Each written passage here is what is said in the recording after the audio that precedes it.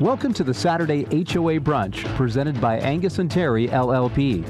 Please sit back, relax, and join Brad Epstein, Jonathan Broderick, and Viana Barbu for an hour of entertaining information about HOAs and HOA law on AM 1380, The Answer.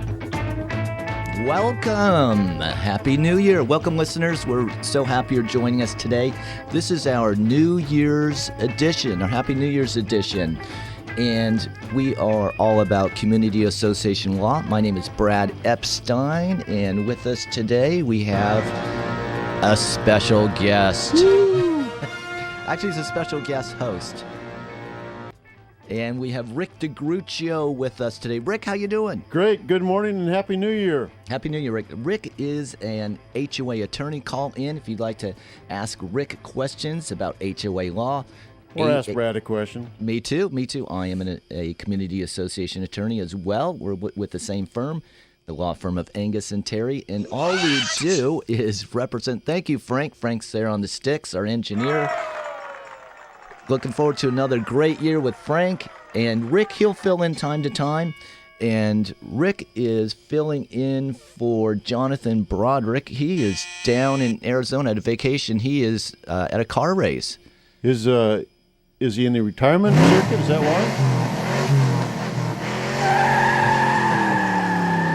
Ouch. I know. They let me loose on the sound effects. The show's going down from there. He's down there at a sprint car race in our law firm. We do sponsor a sprint car. So anyone wants information about that or going to our sprint car races during the year. But he's down at the big one in Arizona having a great time, I'm sure. Hey, Jonathan, if you're listening, give us a call. We'll see if he calls in or not. And anyone else who wants to call in could join the conversation. 888-923-1380. We'll answer all your questions. And also want to remind you that if you want to look at old shows, we have people who will email and text us and call us in, say, how can we listen to old shows? That is on a special website. It's just the Saturday HOA Brunch. That's what we are, the Saturday HOA Brunch. So you can see our webpage with respect to that. And we're going to be talking about today a real fun subject. At least to me, it's governing document updates, governing document revisions and amendments. And so our agenda is as follows. We're going to go ahead and talk about exactly what are governing documents.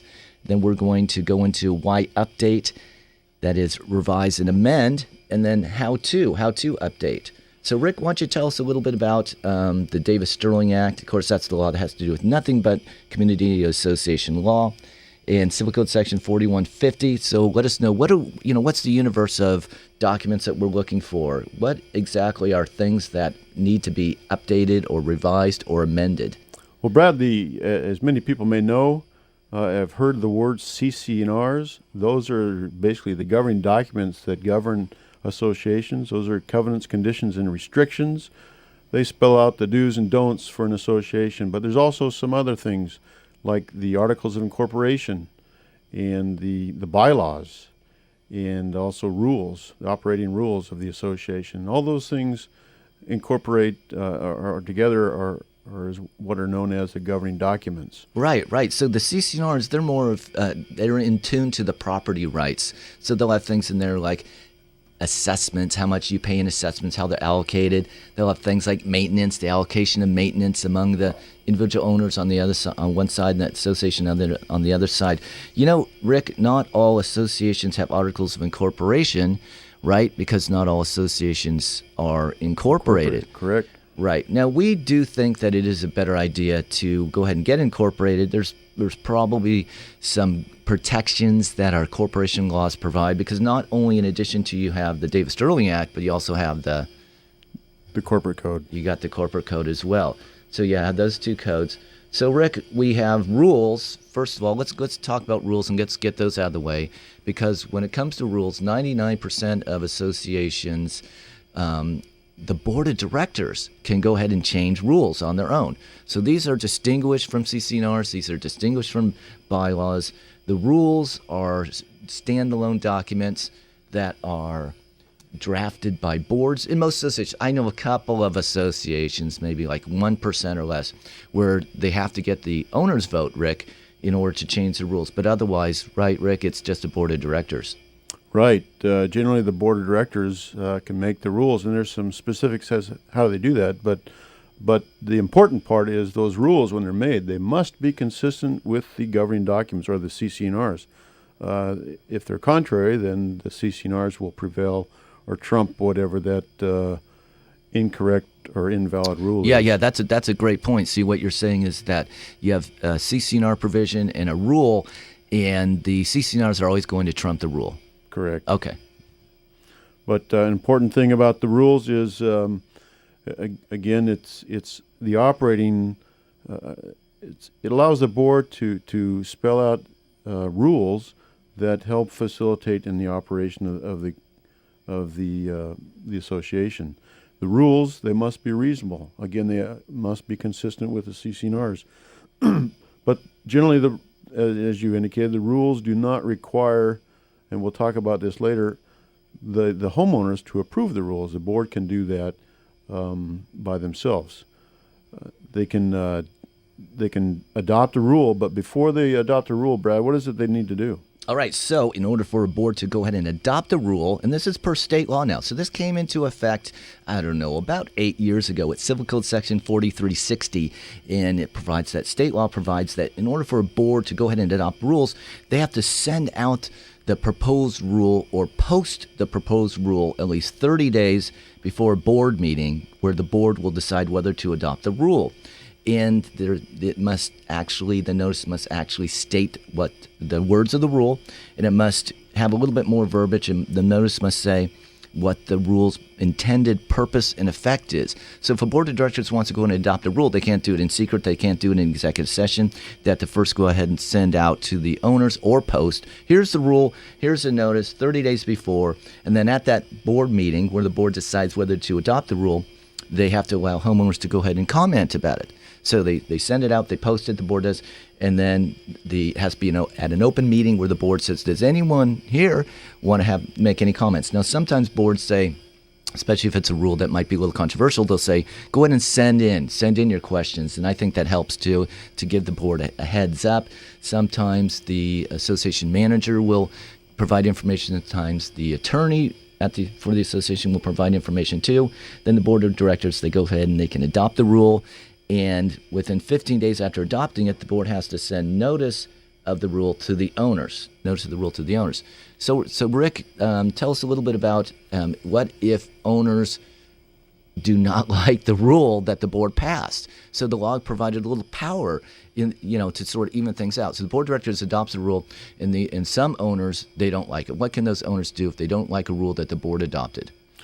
Well, the legislature in the Civil Code in Section 4365 has allowed a way for the homeowners to challenge that. So if there's a rule that, say the homeowners comment during that comment period, say we don't like this, but the board just says we don't care, we're going to adopt it anyway without any changes.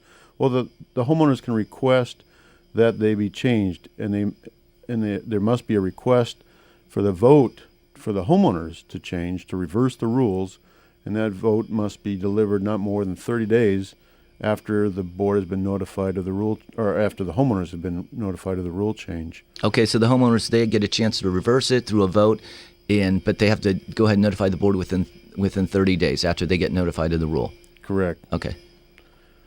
And so then it can go out to vote, and if the homeowners vote affirmatively to reverse the rule, and usually that is a quorum, affirmative vote of the quorum, which is a majority of the quorum then that approves that, unless the bylaws require differently, then that rule can be reversed. Right. So it's a majority of a quorum, but the quorum is 51% unless the CC&Rs provide otherwise. And I'm not aware of any CC&Rs where they're actually going to change that quorum. So in this provision where the board has to go ahead and send out notice and where the owners get a chance to reverse, this is concerning rules that are limited. So it's about the use of the common area, member discipline, but it's not about everything. So there are some rules that the board can go ahead and adopt. And for instance, they're just going to repeat something that CC&R say. Okay, well, right. So that's rules. And we finished up with rules. Now we're going to get to the heavy stuff. When we come back, don't go away, because we're going to talk about updating CC&Rs and bylaws. Great. If your community association has a good relationship with their current management company, you can stop listening. However, if you are struggling with your current service provider, we'd love to talk with you to see if Omni Community Management would be a good fit. Transparency, education, communication, and trust are just 4 of the qualities that set Omni apart. This is Rolf Crocker, CEO of Omni. Call us at 916-965-8964. That's 916-965-8964. Online at omni-mgt.com. That's omni-mgt.com. Omni Community Management, your friend in the community association management industry for over 20 years. Have you ever heard of the saying, a person's home is their castle? Of course you have. But sometimes a construction defect can turn your castle into a catastrophe. If this happens to you, you need proper and professional representation. You need Angius&Terry, LLP. For over 30 years, the attorneys at Angius&Terry have been effectively serving homeowners and community associations, recovering more than $500 million on behalf of their clients.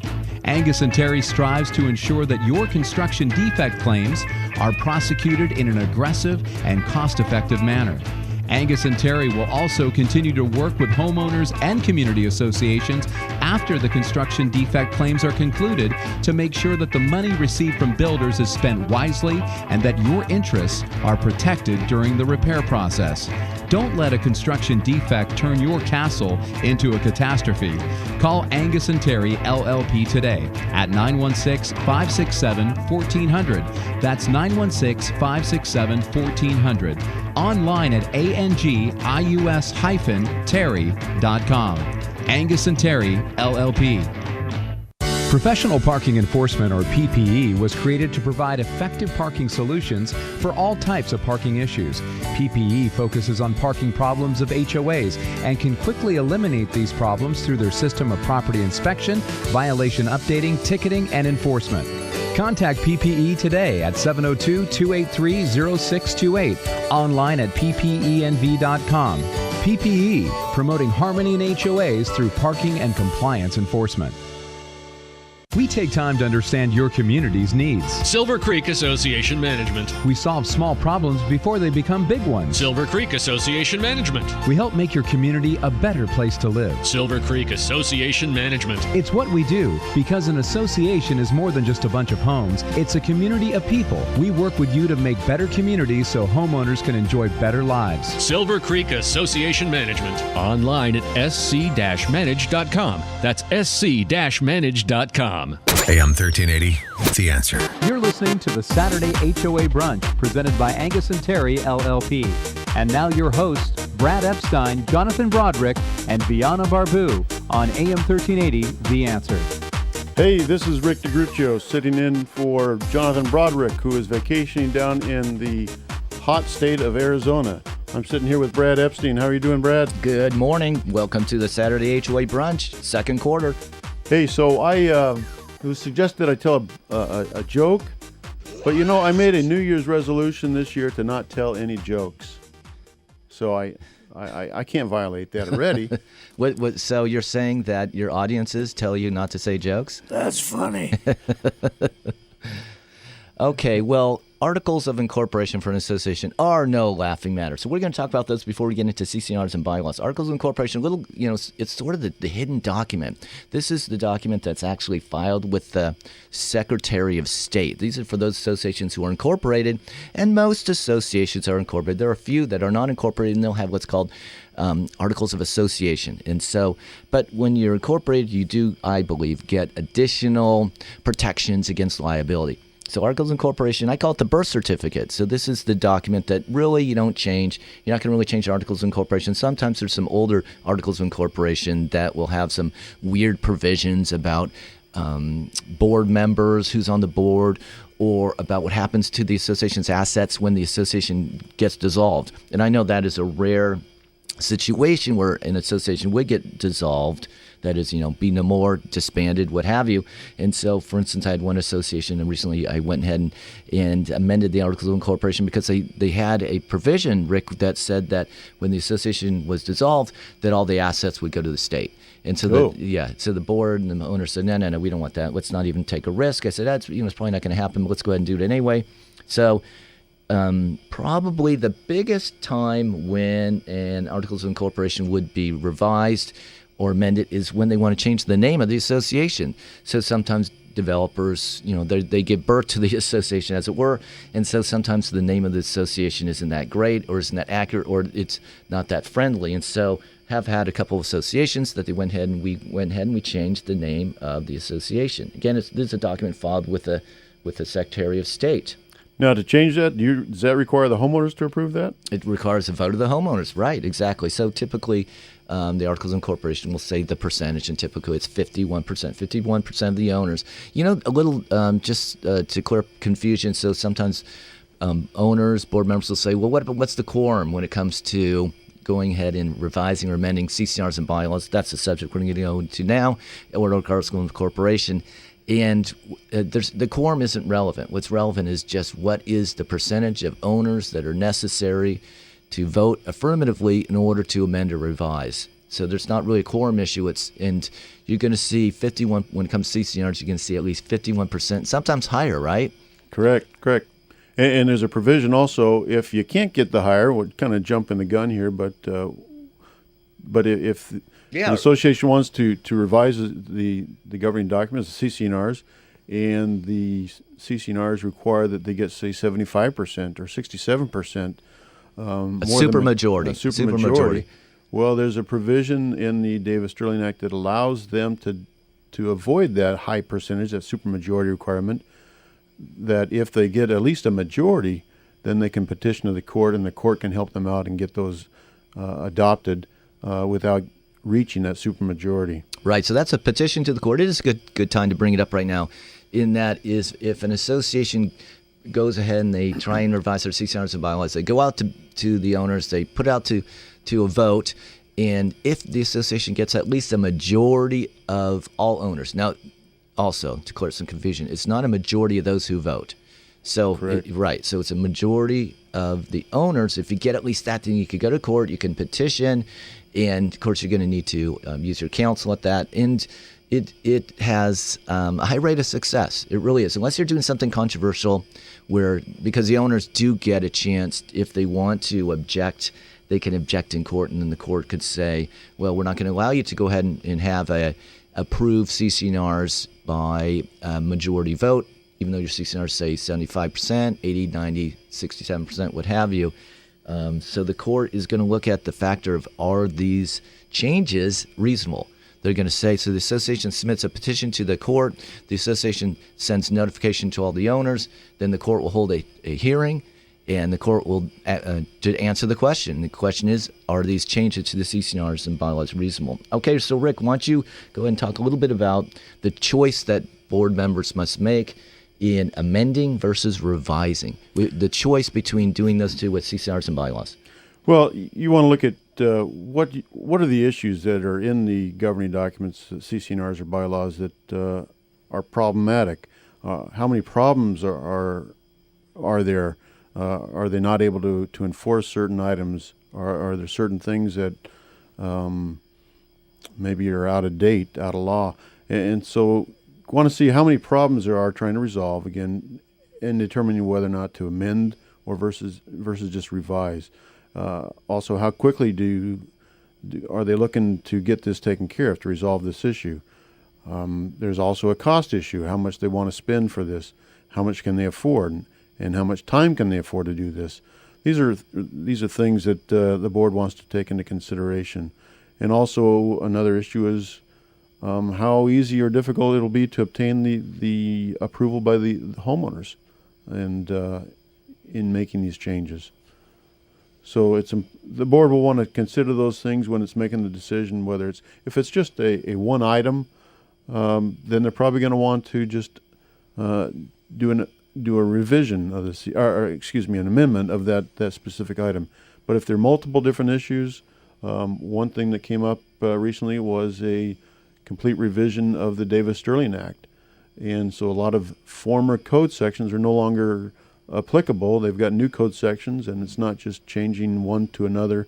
The reorganization of the Davis-Sterling Act. That then made a lot of changes that might be applicable to the CC&Rs. And so in that situation, then many associations probably looked to revise the CC&Rs and the bylaws in that situation. Yeah, okay, so let's put some numbers to these ideas. So Rick said, well, how quickly do you want to make these changes? So if you have a CC&R amendment, not a CC&R revision, so a CC&R revision is you're taking the whole document and you're basically making a new document. That's the revision. Amendment, you're just making a couple of changes to a couple of provisions. So as far as how quickly do you want to do it, well, you could do an amendment pretty quickly. You could do an amendment, say, you have to give at least 30 days for the owners to vote. You got to put it together. So, 75 days at a quick pace, it could be done in like that, maybe 90 days, from getting the idea, ding, I want to go ahead and, as a board member, I want to bring it to my board's attention. I want to go ahead and do an amendment. You go to the meeting, the board decides to do it. Then they have it drafted, and they're drafted by attorneys, association attorneys, and the amendment's drafted, send it out to the owners 30 days ahead of time, and then they vote on it. So, not that time consuming. However, with the revision, where you're completely taking a set of CC&Rs and bylaws and you're completely redoing it, you're bringing it up to date. For instance, a hard example is last week we got a request from an association to go ahead and revise their CC&Rs and bylaws because they're dated 1965, right? Wow. 1960, yeah, so, they're very old. So we're going to take the whole documents. As the association's attorneys, we're going to rewrite them. We're going to put it into a modern form. We're going to give them all these provisions that are not necessarily legal, but are modern. And then we're going to put in all the new code sections, like you mentioned, and we're going to put in all the new laws. So that's going to take 6 months. The quickest I've been able to do one is 4 months, and that's when the board is really on the ball. They're reviewing things where we will get the drafts back to them. But the process is where we put a couple of drafts together and have some meetings.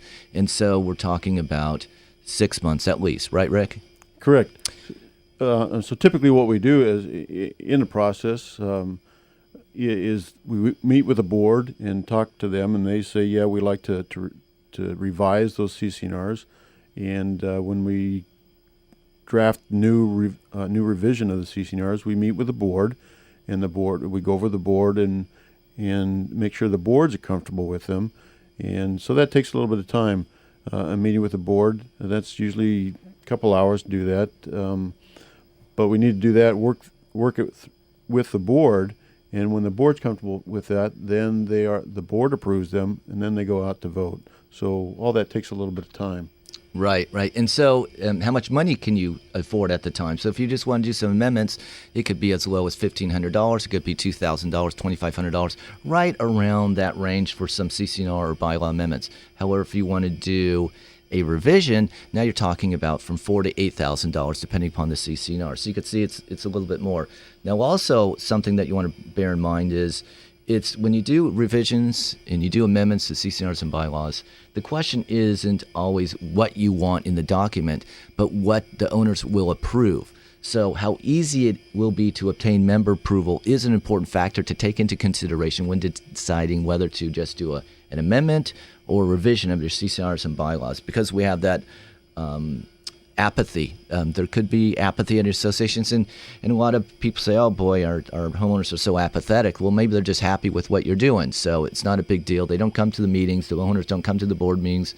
But in any event, if you think you're not going to get the approval for a whole document revision, then maybe it's time for an amendment.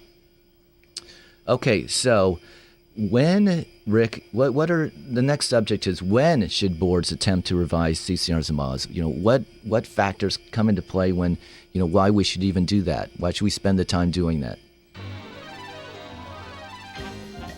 Oh, I think we're going to have to talk about that after the commercial break. Okay, so when we come back, we're going to talk about when boards should attempt to revise CC&Rs and bylaws. That is when there's problems with CC&Rs and bylaws, when you want to make improvements to them. So we're going to go look at some hard examples. Okay. Having trouble understanding your community association's reserve study? Does your HOA's reserve study seem to be written in a strange language? Hi, I'm Robert Browning, owner of the Browning Reserve Group. At the Browning Reserve Group, we have been providing easy-to-understand reserve studies since 1999. We actually listen to our communities and help them plan for the future. Find us online at browningrg.com. That's browningrg.com, or toll free at 877-708-0600. That's 877-708-0600. Clarity from complexity, the Browning Reserve Group. Hi, this is Rick Russo, owner of Russo Insurance Agency and Financial Services. We proudly serve Granite Bay, Roseville, Rockland, Sacramento, Lake Tahoe, and the surrounding areas. At Russo Insurance Agency, we like to say, get to know us before you need us. Our insurance agency is built on relationships and trust. If you want to be certain that your most valuable assets are insured correctly, allow us to give you more than just a 15-minute quote. For all your commercial, home, auto, and life insurance needs, call us today at 916-791-1901. That's 916-791-1901, or online at rickrussoinsurance.com. That's rickrussoinsurance.com. Thank you. If you are a community association or manager, you know your banking relationship is vital to your success. At Sacramento Bank of Commerce, a division of Redding Bank of Commerce, our industry expertise and personal attention make that task a breeze. With our specialized banking, lockbox, online banking, and remote deposit capture, trips to the bank are no longer necessary. And Sacramento Bank of Commerce can help your communities with a loan to repair, replace, or upgrade the investment. For local decisions and in-house processing, get in touch with our team today. Call Sacramento Bank of Commerce at 916-772-0131. Member FDIC, Equal Housing Lender. Did you see the story about the Homeowners Association? I wonder what their residents think. I don't know, but I love my condominium association. The place looks great and is well managed, and our property values are increasing. Well, that's a good thing. Community Associations Institute, CAI, has helped us build a great community. They have tools for safeguarding our investment, including education for our board and professional training for our manager. Just visit CAI at responsiblecommunities.com. Okay, responsiblecommunities.com. This is AM 1380, The Answer. You're listening to the Saturday HOA Brunch presented by Angius&Terry, LLP. And now your hosts, Brad Epstein, Jonathan Broderick, and Viana Barbu on AM 1380, The Answer. Well, welcome back. Happy New Year. We have Rick DeGruccio in the studio instead of Jonathan Broderick today. He is down at a car race. We hope he's having a great time. We're having a great time here today talking about governing document revisions. Woo! And we're going to now go into the subject of when boards should attempt to revise their CC&Rs and bylaws. When should they know that it's time to go ahead and revise their CC&Rs and bylaws? And probably the first subject is problems. You have problems with their CC&Rs and bylaws. And Rick, what are some problems that associations may have with their CC&Rs and bylaws? Well, one of the problems might be that the state law is just out of date, that's quoted or cited in the CC&Rs or bylaws. The laws change periodically, and so it's important to have your CC&Rs and bylaws mirror what those new laws are, so they're consistent with laws. Another issue is that oftentimes that, especially the original CC&Rs and bylaws, they're drafted by the developer, and so they favor the developer. And oftentimes there are provisions that, and we'll talk about these, but provisions that might not be homeowner friendly or association friendly because they're really there to protect the developer. Another issue is that sometimes there's just unclear provisions. With attorneys, we always like to write in legalese, and sometimes when we do that, it gets a little bit mumbo jumbo and hard to understand. So those are some of the problems that we see out there of why a board might want to consider revising the CC&Rs and bylaws. Right, exactly. So CC&Rs that are out of date, and that kind of makes me think of the question of, well, gosh, how often should we as board members consider revising our CC&Rs? Is it every year? Is it every 5 years? We talked about how much it costs, so we're talking about a $6,000 payment that's including revisions, and then plus you have the mailing costs and the time and effort. So it takes a while, 6 months and $6,000. You don't want to do this every year, but typically associations will do it soon after they have taken over control from the developer. So those newer associations soon thereafter is a great idea. And also probably a rule of thumb is every 7 to 10 years. Every 7 to 10 years. I've talked to different attorneys, community association attorneys, different community association managers, and board members as well. And that seems to be kind of the rule of thumb. It's some board members will kind of have the idea, well, if it ain't broken, why am I trying to fix it? If we have a set of CC&Rs we've had since 1965, why are we messing with it?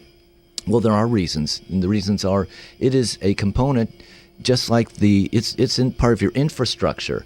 We believe that your CC&Rs are something that new buyers, maybe buyers coming in from another association, and they're sophisticated when it comes to CC&Rs. Maybe they've been on the board, and when they go to compare some homes, they're going to look at the CC&Rs, and it might be something that will sway them. Plus, you're just going to have, like Rick said, you're going to have a smoother operating association because you're not going to be messing around with trying to figure out what your association's CC&Rs say, trying to interpret them.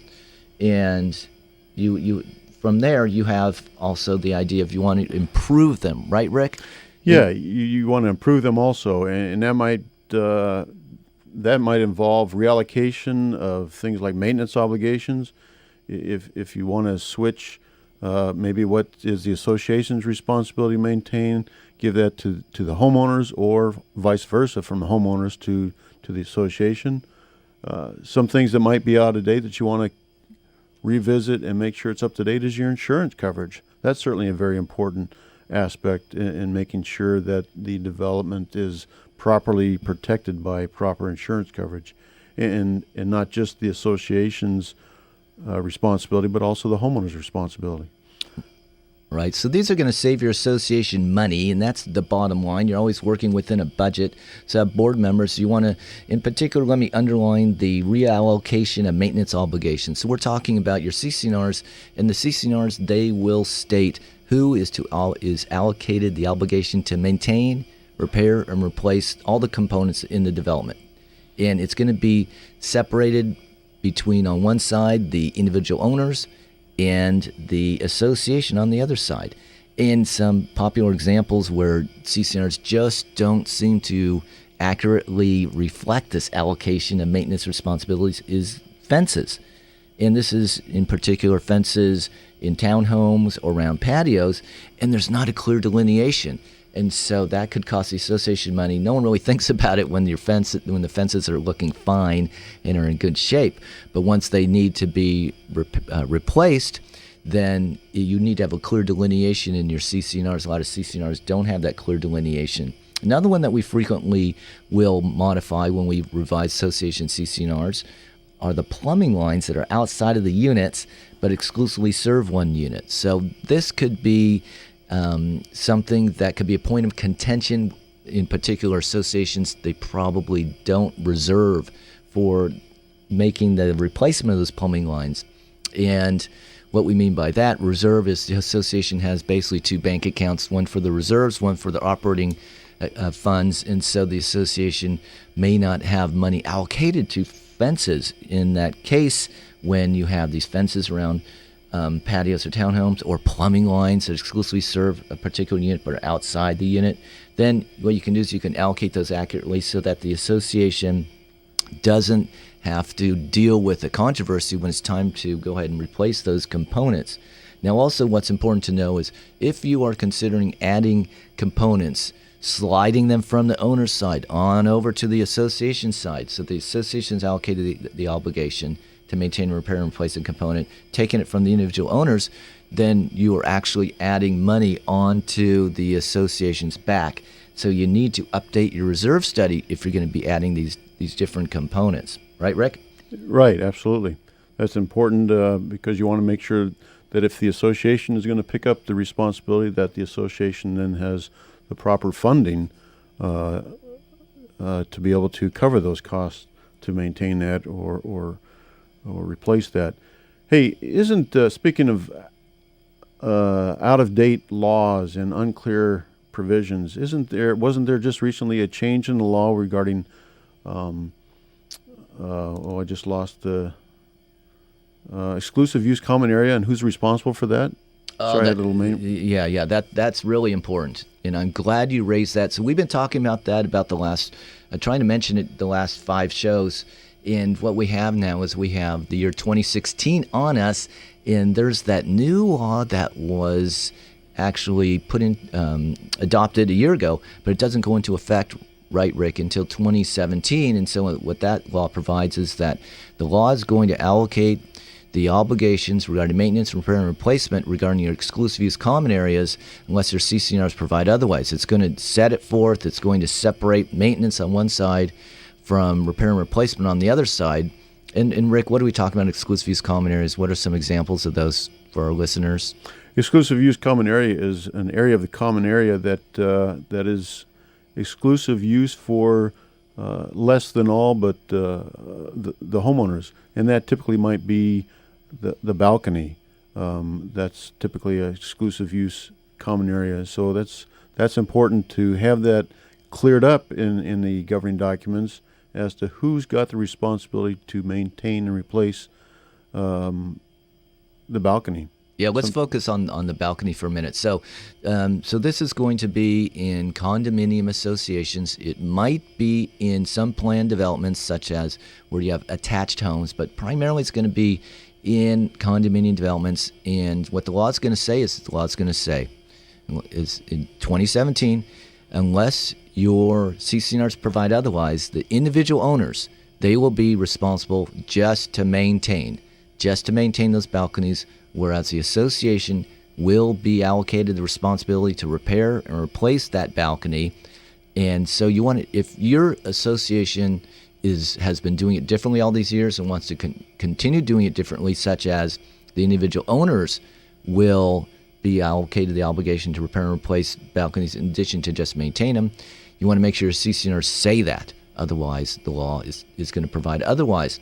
Furthermore, what could be important at your association with your particular balconies, since there's different types of balconies, is to actually state in your CC&Rs what is meant by maintain. Right, Rick? Right. That can be a confusing issue right there. What's the definition of maintain versus replace? So you want to specify that. What is the specific issues or responsibilities in what maintaining means, and then also what replacing means, so that it's clear, so there's no confusion, especially when this new law takes into effect. January 1st, 2017. So So let's say you have a CC&Rs that say the individual owners are responsible to maintain the balcony. Does that mean they just have to sweep it and hose it off? Or does that mean they have to go ahead and replace the top coating of the balcony? It needs to be specified exactly. Like you said, there's a blurry distinction sometimes between maintaining and repairing and replacing. All that blends together, and you should have clear delineation. Otherwise, it's going to cost your association money. And again, if you're going to go ahead and you're going to switch components onto the association from the individual owners, then you're going to want to make sure that you look at the reserves first, because you can't go to the owners and say, okay, we're all going to vote on adding these components to the association without first knowing how it's going to affect the reserves, which will affect the amount of the assessments. It could have the assessments to go up as well. Now, you also mentioned insurance coverage, and that's an important aspect when it comes to revising and amending CC&Rs. And what we like to do is, and we do a lot of these, of course, we revise a lot of CC&Rs. What we recommend is that we get authority from the board of directors to go ahead and go to their insurance guy, their insurance agent, and he will say, go ahead and take a look at the provisions in the CC&Rs, look at these new provisions in the CC&Rs, and let us know if you think that these are suitable. Do you would like any changes to these? Because they're the expert, right? Fiduciary duty of a board of directors is to go ahead and consult with experts when it's outside their expertise. Well, we have, as attorneys, we assist associations, but we'll go to experts as well all the time to assist associations. Okay. Okay. So when we come back, It will be the fourth quarter, and we're going to end up things talking about how. How do you revise CC&Rs bonds? What's the process? What are the steps you need to take? Long it's going to take? What are we going to do when we do it? And so when we come back, don't go away. We'll talk about that. Okay. Any callers? 888-923-1380. Hi, I'm Morgan Fussell. My company, Broadband Agreements, negotiates cable television and broadband right of entry, access, and compensation agreements for your communities. At Broadband Agreements, we offer a free review of all agreements with a signed letter of authorization. Broadband Agreements will improve your community's income and/or savings, or you don't pay us a dime. Visit us at broadbandagreements.com. That's broadbandagreements.com. Or call me, Morgan Fussell, directly at 916-939-5026. That's 916-939-5026. Broadband Agreements online at broadbandagreements.com or 916-939-5026. The challenges presented by today's economy and rebounding housing market is forcing many homeowners association boards of directors to operate their HOAs more like a business. It's a balancing act of trying to stay solvent and still provide homeowners with quality amenities and services. One of the main challenges HOA boards are facing is attempting to recover unpaid HOA fees owed by delinquent homeowners. Collection efforts are often very time-consuming. If you want to get the HOA fees collection monkey off of your back, call ATC Assessment Collection Group.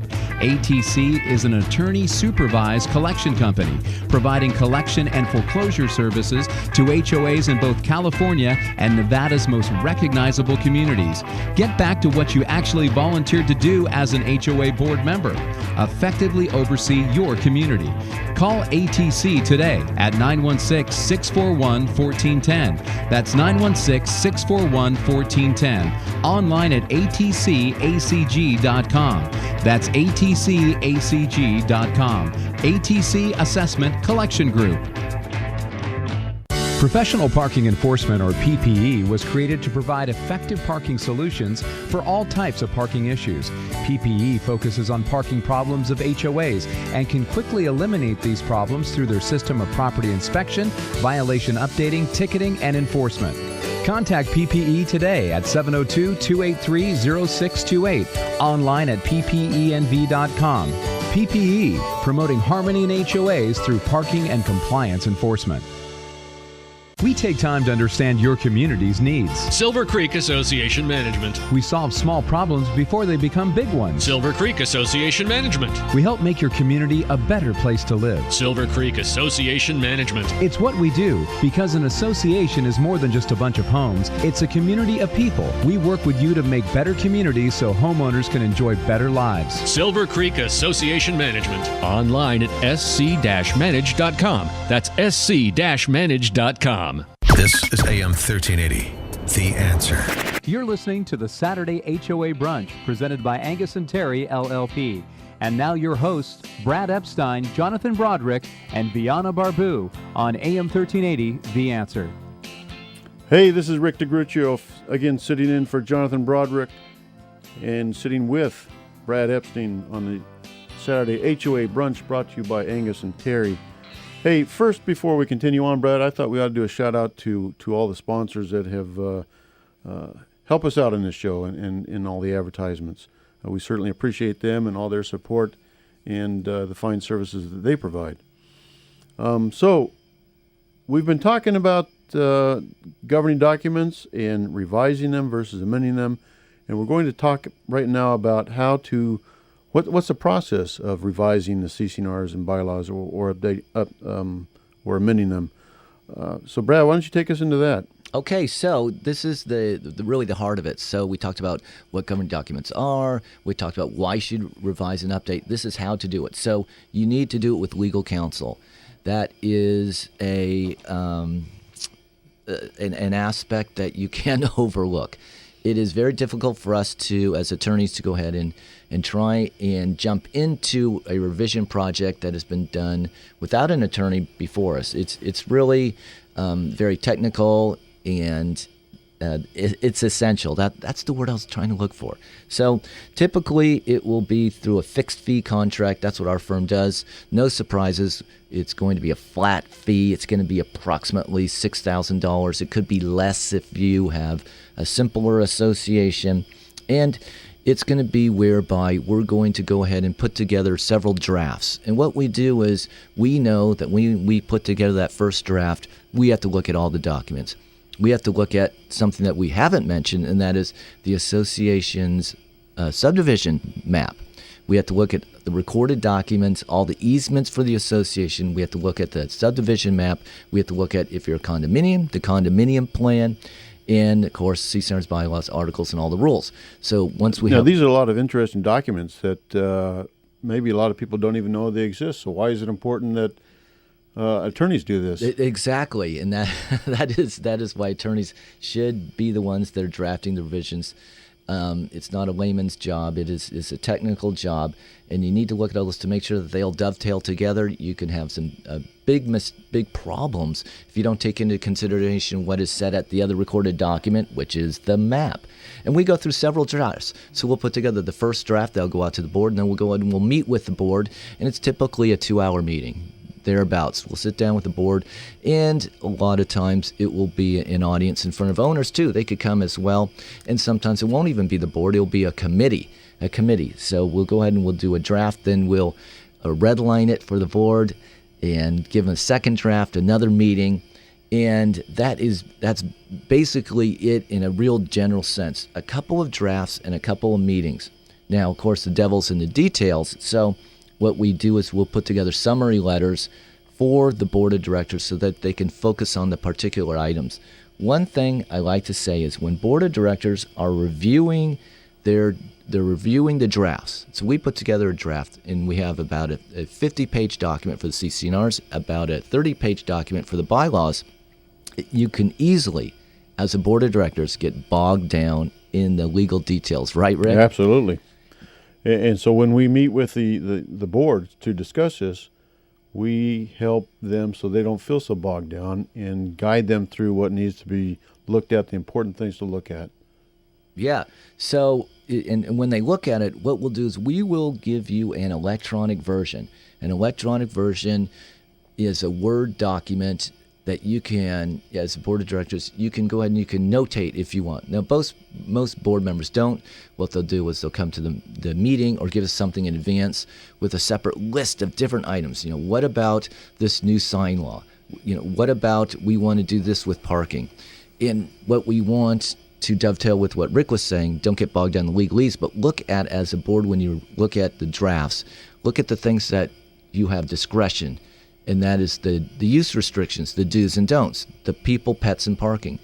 Do you want to limit how many pets an owner can have? Do you want to limit where people can park? Those are the real important provisions.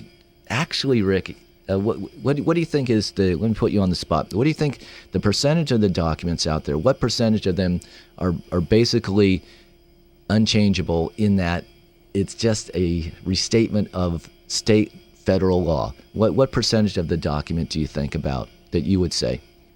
That it's just a change for just state law changes? Yeah, non-discretionary, the portion of CCNRs that is non-discretionary. That's probably 80%? 80%. Yeah, I typically will say about 75, 80%. Okay, Yeah. Now, so we're going to, this is about it for today, but what we want to end up with is we want to let you know that as boards, don't lose your momentum. When you have the CCNRs and join through the project, keep pushing it through. Don't spend a lot of time between drafts, right? Right. Sometimes, too, you can lose sight and get caught down in all the verbiage, but that's what we're there for, to help you through that, get through that. Right, through the controversies, and sometimes this project can get controversial. So don't get bogged down. Keep it, go ahead and notify the owners, right? Right. That is going on.